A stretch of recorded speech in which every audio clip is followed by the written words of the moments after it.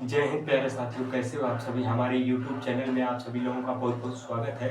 चलिए देखिए, समझते हैं। देखिए FIR FIR FIR first first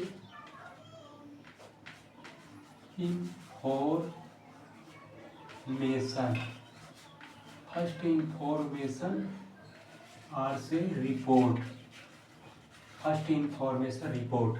देखिए, अपराध दो प्रकार के होते हैं। एक कॉग्जिबल यानी बड़े अपराध, किसी से मारपीट हो जाना यानी सड़ फोड़ देना, हत्या, रेप, ये सब बड़े अपराध में आते हैं, जिसे कहते हैं कॉग्जिबल यानी संज्ञेय अपराध, और इसे उर्दू में कहते हैं संगीन जुर्म।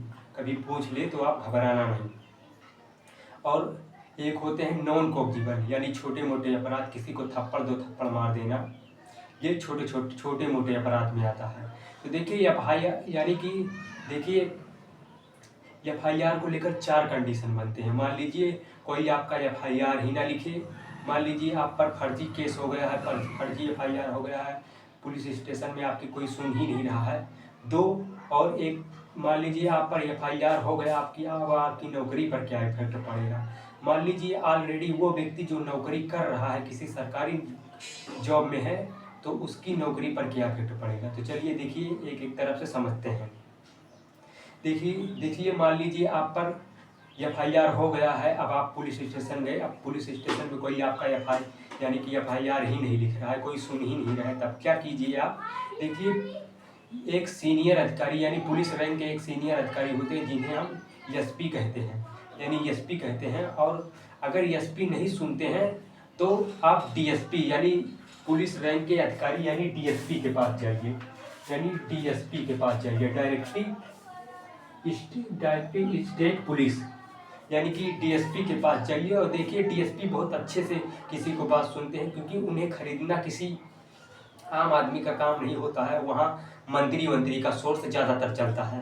तो देखिए आप पर एफआईआर हो गया है, आप मान लीजिए आप पुलिस स्टेशन गए, कोई सुन ही नहीं रहा है, तो आप डीएसपी के पास जाएंगे तो डीएसपी आपकी सुनेगा। और मान लीजिए डीएसपी भी नहीं सुन रहा है, तब क्या कीजिए, तब आप सीआरपीसी की धारा 154 के तहत तब आप सीआरपी की धारा यानी तब आप सीआरपीसी की धारा 156 के तहत मजिस्ट्रेट यानी कि कोर्ट जाइए, और वहाँ जाइए और वहाँ जाइए और वहाँ कहिए कि जज साहब, हमारा एफआईआर इस पुलिस स्टेशन में नहीं लिखा गया है। और अगर तो जो जज रहेगा यानी मजिस्ट्रेट जज रहेगा, वो सीधे उस यानी कि उस पुलिस स्टेशन को फैक्स भेजेगा, यानी कि एक फैक्स भेजेगा और कहेगा कि आप इस पर जांच कीजिए, यानी पुलिस स्टेशन को। और तब भी यहाँ शांत नहीं होते हैं, तब क्या कीजिए, तब 166 यानी सीआरपीसी धारा 166 के विरुद्ध उसी पुलिस वाले पर केस कर दीजिए जिसने एफआईआर नहीं लिखा है। अगर ज़्यादा ये लोग नहीं सुनते हैं ना, तो आप सीधे कोर्ट जाइए।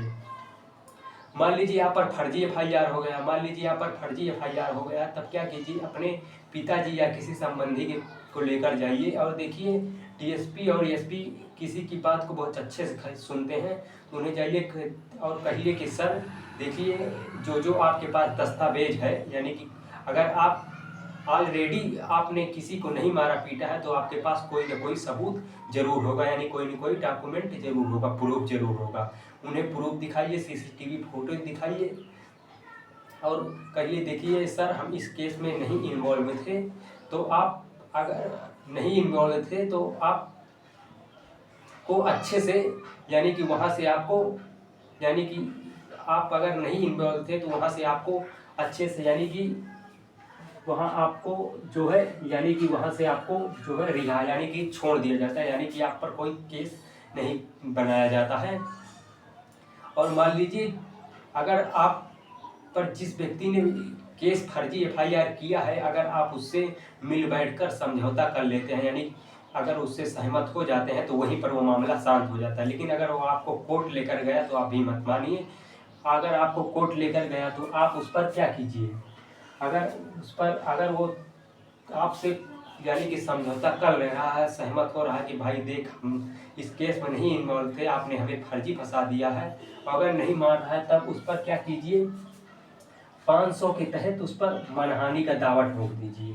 500 के तहत उस पर मानहानि का दावा ठोक दीजिए और 211 के तहत यानी कि 211 के तहत उसी पर उल्टा मुकदमा कर दीजिए कि देखिए सीआरपीसी 211 के तहत उसी पर मुकदमा कर दीजिए कि देखिए हमें इस केस में फर्जी फंसाया, इसे भी ले जाइए। तो ज़्यादा लोग नहीं मानते हैं ना, तो आप यही कीजिए। तो आशा करता हूँ कि आप लोगों को मेरी यह वीडियो पसंद आई होगी। तो हमारे चैनल को लाइक करें, सब्सक्राइब करें। मिलते हैं नेक्स्ट